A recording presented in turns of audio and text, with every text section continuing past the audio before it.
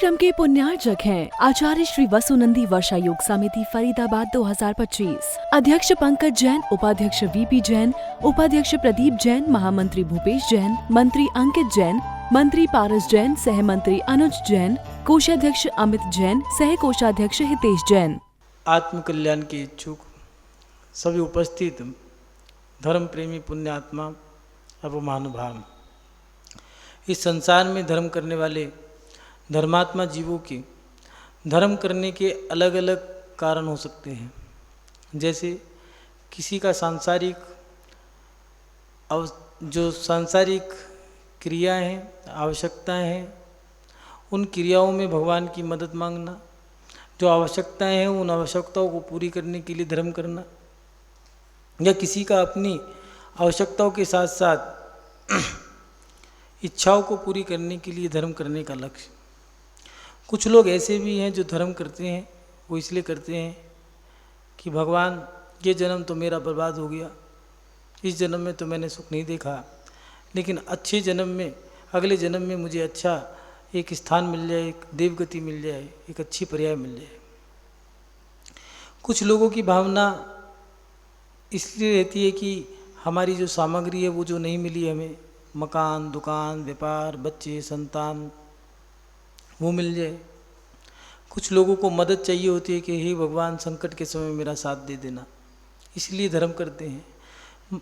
मात्र कुछ ही लोग ऐसे होते हैं जो मोक्ष प्राप्ति के लिए धर्म करते हैं, और जो मोक्ष प्राप्ति के लिए धर्म करते हैं वो दिन रात सरलता सहजता से अपना जीवन जीते हैं, समता भाव रखते हैं, और इसके साथ साथ वो तप त्याग संयम की साधना भी करते हैं। लेकिन उनके जीवन में भी एक जिज्ञासा रहती है कि हम अपने जीवन में धर्म तो कर रहे हैं, मोक्ष प्राप्त करना चाहते हैं, लेकिन मोक्ष की प्राप्ति के लिए किन किन सामग्रियों की आवश्यकता होती है वो ये नहीं जानते। अब वो सामग्री कैसे प्राप्त होगी वो ये भी नहीं जानते, और वो सामग्री क्या है वो ये नहीं जानते। सामग्री तो इकट्ठी कर रहे हैं, लेकिन सामग्री कौन सी इकट्ठी करनी है नहीं जानते। कुछ लोग वस्तु इकट्ठी कर लेते हैं, कपड़े की सामग्री इकट्ठी कर ली, धन दौलत, धन धान्य, बर्तन भांडे, मकान दुकान, खेत खलियान, इन चीज़ों को इकट्ठा कर रहे हैं, लेकिन जीवन के अंत समय में एहसास होता है कि ये सब चीज़ें तो हमारे किसी काम की नहीं है। मोक्ष मार्ग में धन दौलत ऐशो आराम, यहाँ तक कि अपनी कषायों की पुष्टि करना, ये सब चीज़ें व्यर्थ हैं। फिर मोक्ष की सामग्री है क्या? तो मान भाव आचार्य पूज्यपाद स्वामी जी ने इष्टोपदेश की द्वितीय कारिका में लिखा है कि मोक्ष की सामग्री क्या है वो बता रहे हैं। एक बार देखें वो क्या लिख रहे हैं। तो आचार्य भगवान लिख रहे हैं कि योग्योपादान योगेन दृष्टा स्वर्णता मता द्रव्यादि स्वादि संपक्ता वात्मनोत्यात्मता मता।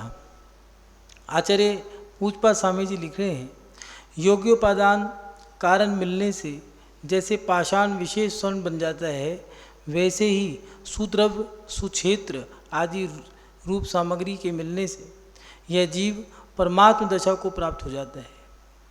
अब इस बात को थोड़ा समझ लें।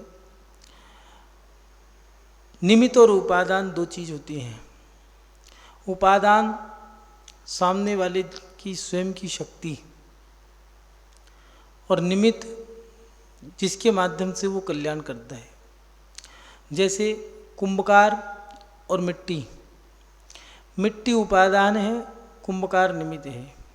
कुंभकार के माध्यम से एक कुम्हार जो मटका बनाता है उसे कुंभकार कहते हैं। मटका बनाने वाले के माध्यम से एक मटका बनता है। ऐसा नहीं मात्र कुंभकार ही मटका बना देगा। मटका बनाने के लिए एक चाक की आवश्यकता होती है, उसको घुमाने के लिए एक डंडे की आवश्यकता होती है। मट्टी का जो मटका है उसको तपाने के लिए अग्नि की आवश्यकता होती है, उसको सुखाने के लिए सूर्य के प्रकाश की आवश्यकता होती है, सूर्य की तपन की आवश्यकता होती है, जल की आवश्यकता होती है, और सबसे बड़ी बात मिट्टी के अंदर जो कुंभकार के पास पड़ी है उस मिट्टी का जिसका मटका बनना है, ऐसी वो मट्टी, उस मट्टी में भी मटका बनने की सामर्थ्य होनी चाहिए, तब जाकर के कोई मट्टी मटका बनेगी। महानुभाव ऐसे ही जीव का दिया है। जीव भी दो प्रकार के बताए हैं, एक भव्य एक अभव्य। भव्य जीव अपनी आत्मा का कल्याण कर सकता है, लेकिन अभव्य जीव कभी अपनी आत्मा का कल्याण नहीं कर सकता।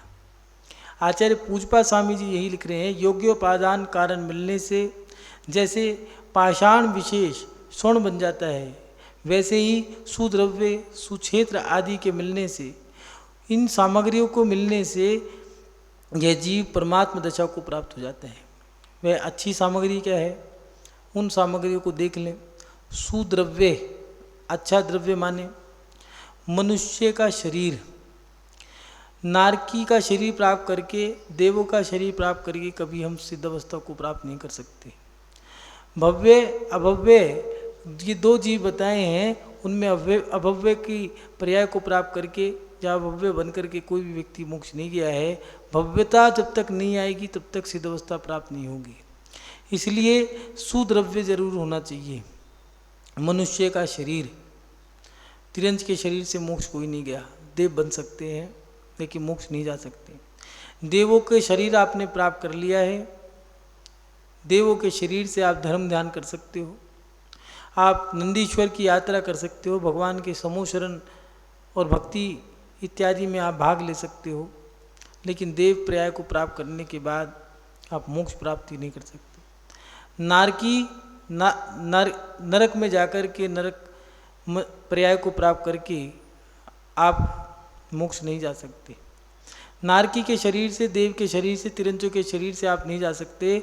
मात्र मनुष्य पर्याय एक ऐसी है, मनुष्य का शरीर अगर आपको मिलता है तो वहाँ से आप अपनी मनुष्य पर्याय के माध्यम से उसको सार्थक कर सकते हैं, सिद्ध अवस्था को प्राप्त कर सकते हैं। इसलिए सुद्रव्य का होना जरूरी है।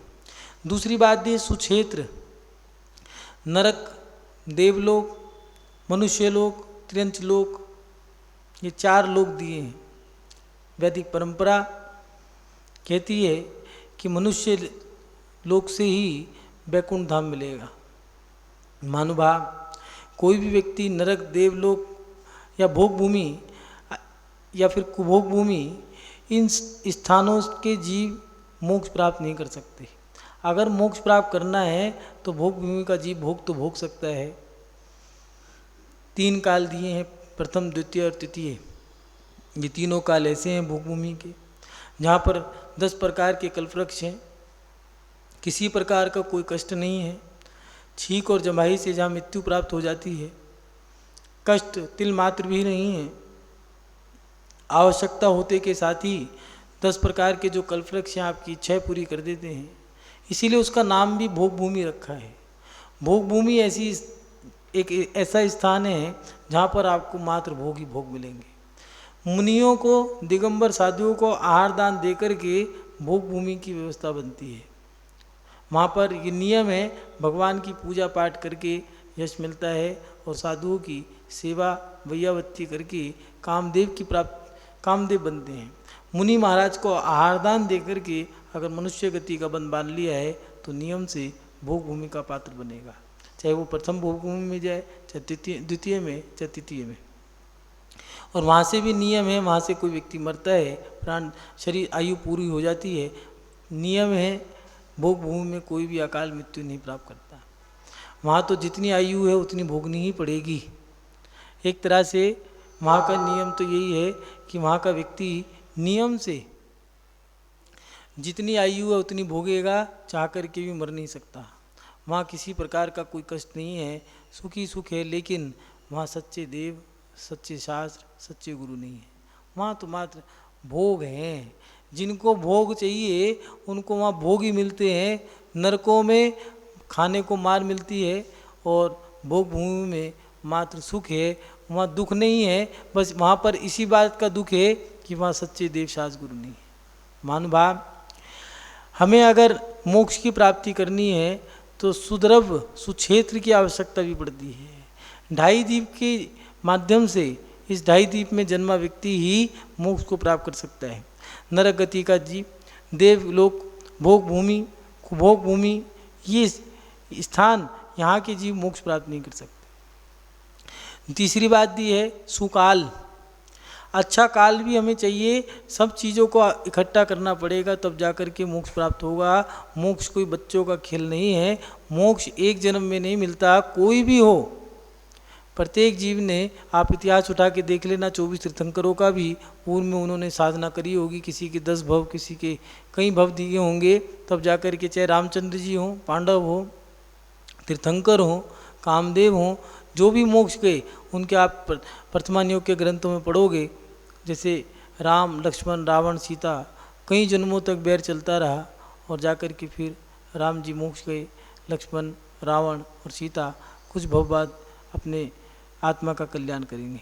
महानुभाव, अगर हमें अपना कल्याण करना है तो सबसे पहले दिया है सुद्रव्य, सुक्षेत्र, सुकाल, चतुर्थ काल, चौथे काल के माध्यम से हमारा कल्याण होगा।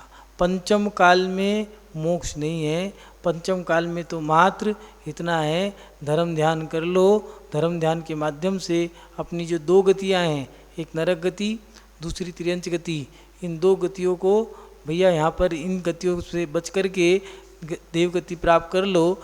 जब ये पंचम काल, छठम काल, फिर छठा काल, फिर 5वां काल, ये सारे काल निकल जाएंगे, फिर किसी तीर्थंकर के पादमूल में जन्म लेकर के, उनके काल में जन्म लेकर के, उनके पादमूल में बैठ कर के अपनी आत्मा का कल्याण कर लें, मुनि अवस्था को प्राप्त करके अपनी आत्मा को तपा करके, कर्मों की निर्जरा करके शाश्वत अवस्था को प्राप्त कर लें। इसलिए चतुर्थ काल से ही मोक्ष होता है। भोग भूमि के 3 काल जो दिए वहाँ से मोक्ष नहीं होता, पंचम काल से मोक्ष नहीं होता, छठम काल से मोक्ष नहीं होता, या फिर भोग भूमि का जो कुभोग भूमि का जो काल है वहाँ से मोक्ष नहीं होता। मोक्ष मात्र चतुर्थ काल से ही होता है, पंचम काल में भी मोक्ष नहीं होता।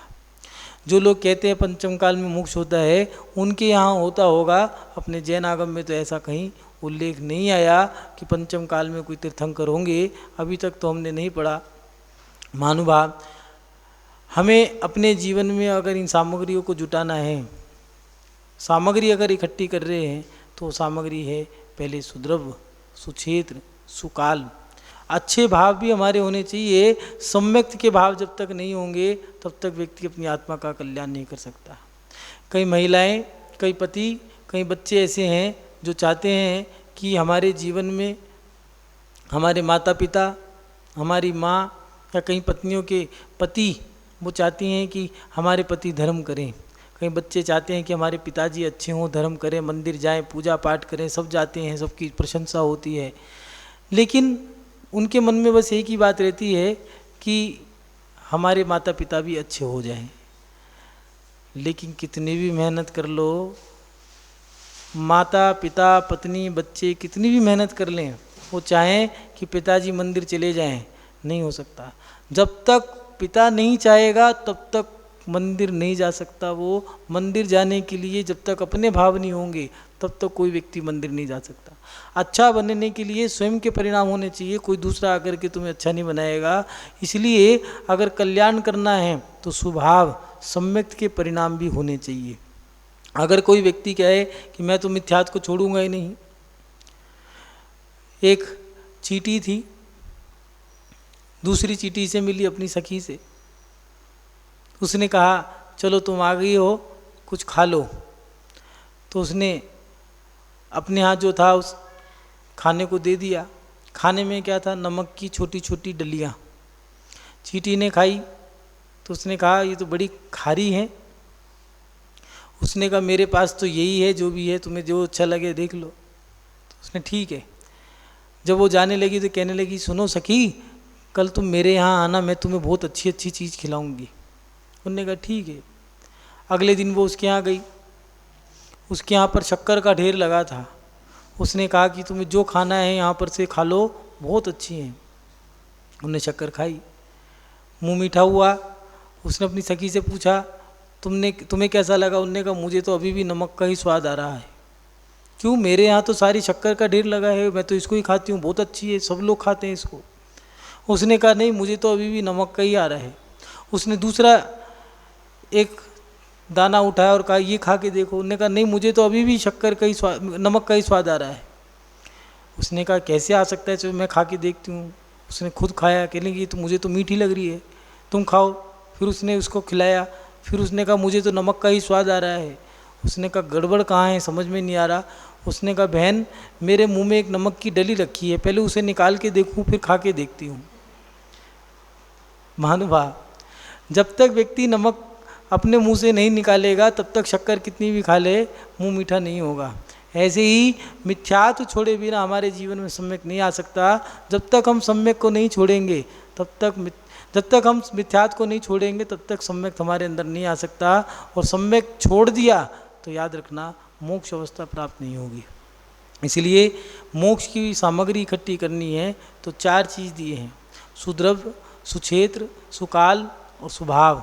अच्छे अच्छे भाव, हमारा जो सम्यक्तपना है, हमारे सच्ची श्रद्धा जो है, हमारा ये सम्यक्त जो है, सच्ची श्रद्धान, सम्यक दर्शन, सम्यक ज्ञान, सम्यक चारित्र। सम्यक माने सच्चा, मिथ्या माने झूठा। जब हम अभी अंदर से ही हमने झूठ को अपना रखा है तो फिर हम सच्चे मार्ग पे कैसे चलेंगे। इसलिए पहले मिथ्या चीज़ों को, झूठी चीज़ों को, मिथ्या मार्गों को सबको तो छोड़ना पड़ेगा, तब जाकर के हम अपने जीवन में सम्यक को धारण कर सकते हैं। महानुभाव, एक खेत में किसान फसल के लिए तैयार है, खेत ले लिया है, चारों तरफ उसने एक बाउंड्री कर दी है,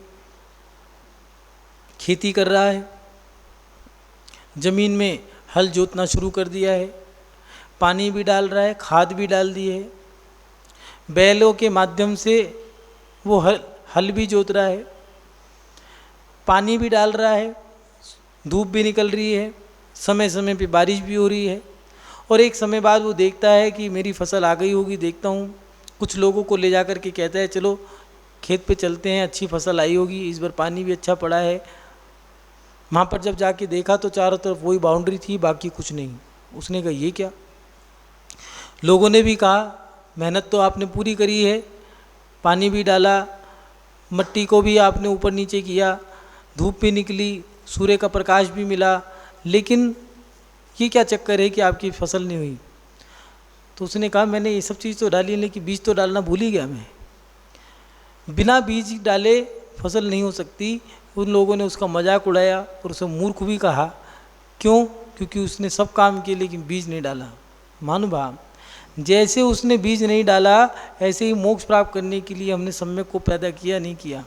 जब तक सम्यक नहीं होगा, सच्चाई से साक्षात्कार नहीं करेंगे, तब तक हम अपनी आत्मा का कल्याण नहीं कर सकते।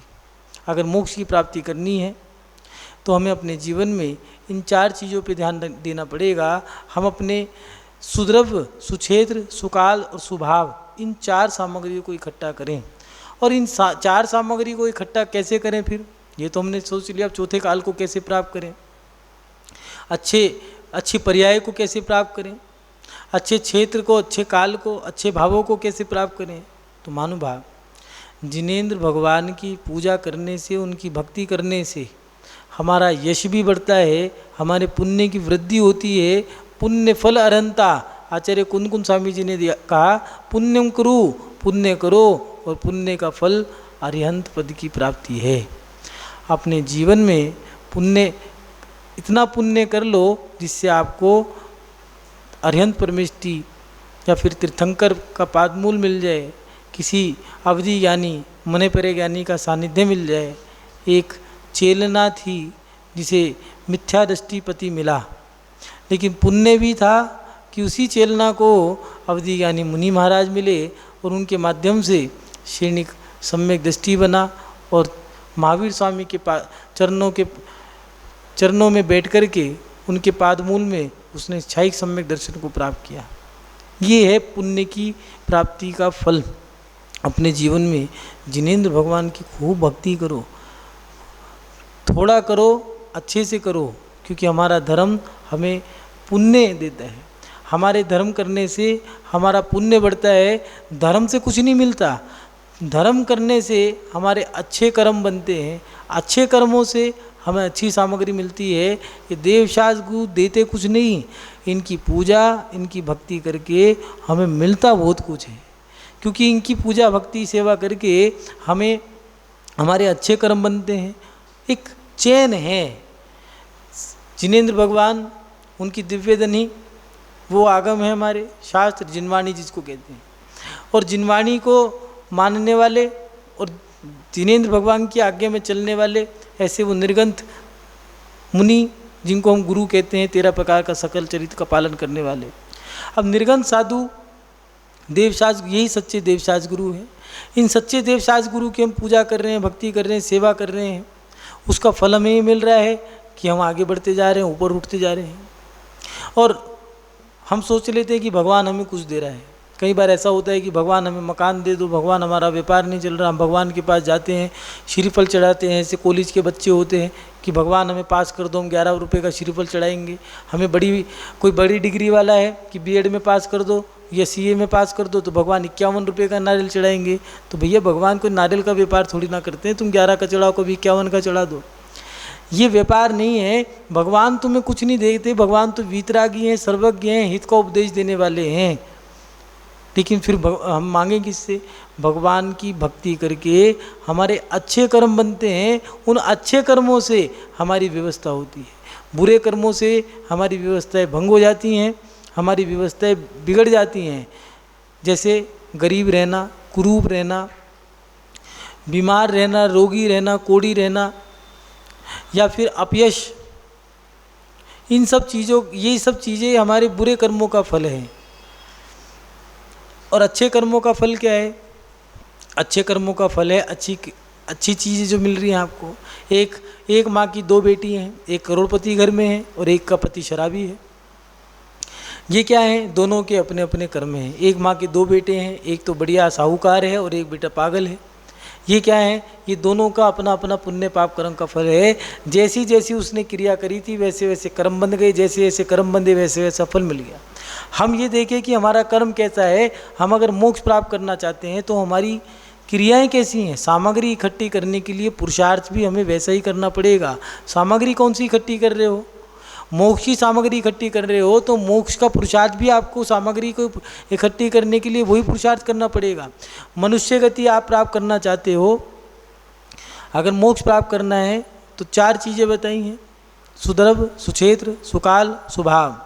सुक्षेत्र भी अगर आपने प्राप्त किया है या फिर आपने सुद्रव्य मनुष्य शरीर प्राप्त करना है तो मनुष्य शरीर भी आपको सरलता और सहजता से मिलेगा।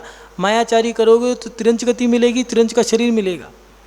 बद्ध परिणामी सरलता और सहजता से जीने वाले जीवों को देवगति मिलती है या मनुष्य गति मिलती है, मनुष्य लोक मिलेगा या मनुष्य देवलोक मिलेगा।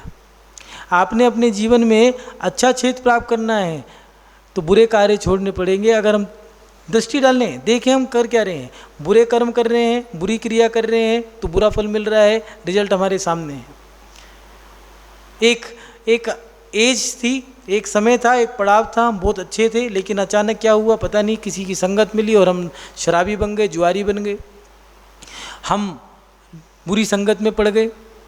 आधा जीवन हमारा बहुत अच्छा बीता, लेकिन अब जो आगे का जीवन है वो हमारी बुरी संगति या हमें ऐसी लत पड़ गई है जिससे हम पछता रहे हैं, हम खुद दुखी हैं। क्या करें?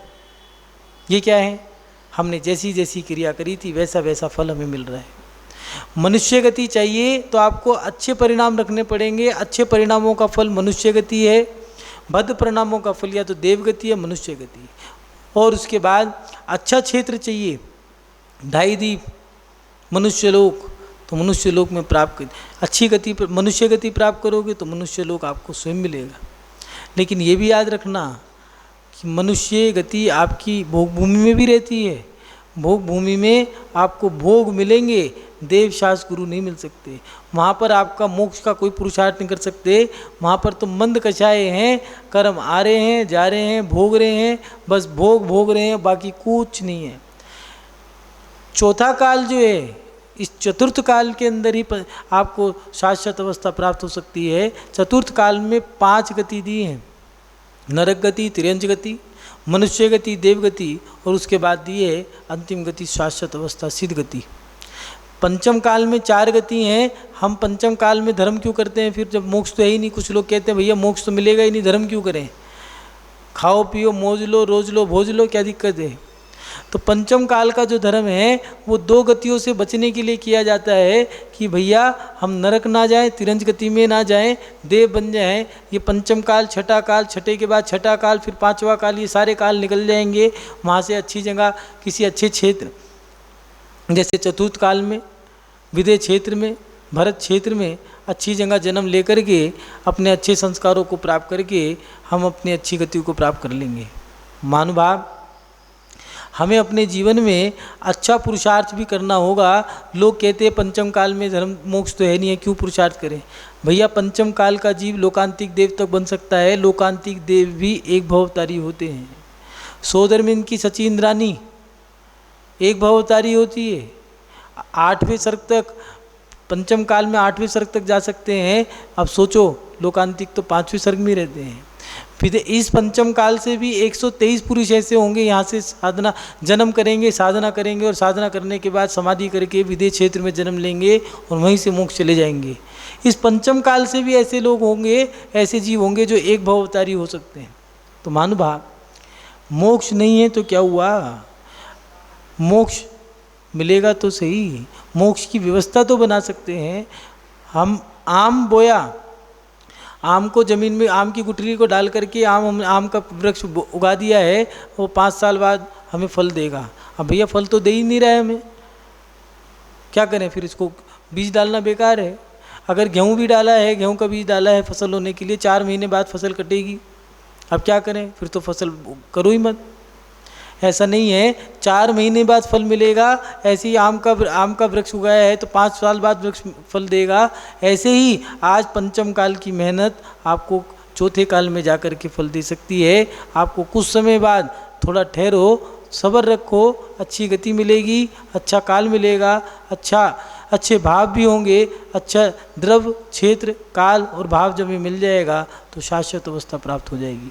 महानुभाव, मोक्ष की इच्छा रखने वाले जीवों को इन सब सामग्री के जुटाने में अपना पुरुषार्थ करना होगा, जब जाके ये सामग्री हमें मिलेगी। और इन सामग्रियों के माध्यम से ब्रज वैशवनारा सैनम समचतुर संस्थान, चतुर्थ काल, अच्छा सैनन, अच्छे संस्कार, उत्तम कुल, उत्तम देश, उत्तम संस्कार, इन सब चीज़ों के माध्यम से हमें उत्तम गति मिलती है।